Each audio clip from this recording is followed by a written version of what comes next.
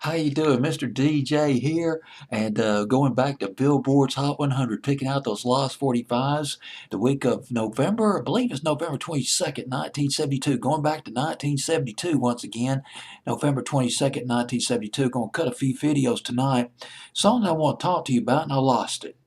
My goodness, though. Look at these Lost 45s, though. Well, there's Your Mama Don't Dance by Loggins and Messina. That's moving up. Gosh, jumped from 68 to 55 that week.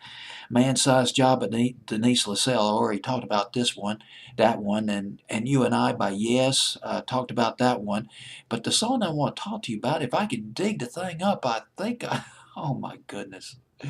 My goodness gracious. Here it is. Up one from 62. Number 61, a group called Bulldog with No. Bulldog, this is a Lost 45. Let me check and see how many weeks that was on Billboard's Hot 100. It's gosh, 15 weeks on Billboard's Hot 100. That's not bad for an obscure record. Went to number 44 on Billboard's Hot 100.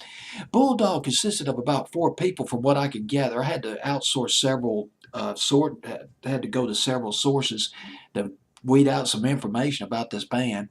Billy Hocher was the lead singer of this group. Had sort of a raspy voice, kind of like Joe Cocker. His last name was Hocher. I believe I pronounced it correctly. But here's something significant, though. There's 2 things really significant about this. Also in the group was Dino Danelli and Gene Cornish. Both of those guys were in the Rascals. It's a Beautiful Morning. People got to be free. They were in the Rascals back in the late 60s. These 2 guys. They only put out one album.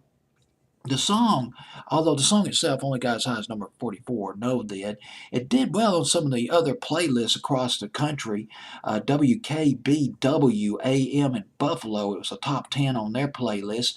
Went to number 3 on WIXY, that's in Cleveland. This would be in the fall of 72. Also went to number 9 in Melbourne, Australia. The song was apparently popular in Australia.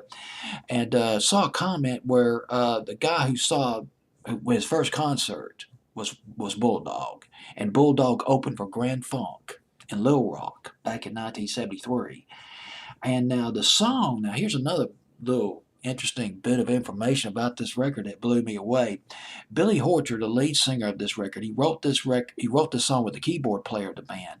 Keyboard player was named John Turry. Turi. John Turry would emerge as a keyboard and a saxophone player in another obscure band in the late 70s that featured who had become a very famous person. The group was called Blue Angel. John Turry in late 70s, early 80s. Blue Angel put out an album, self-titled album in 1980, I believe. And they're from New York, but he was in that band Blue Angel, which featured Cyndi Lauper. And the band was together initially from 1972 through 1982, although I think I read that they reformed later on in the late 80s. But Cyndi Lauper was in that band before she got really big. How about that? My goodness. You see where all this research takes you? It's like tentacles.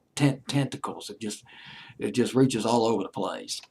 Anyway, coming in at number 61 on Billboard's Hot 100, November 25th, 1972, it is Bulldog with No.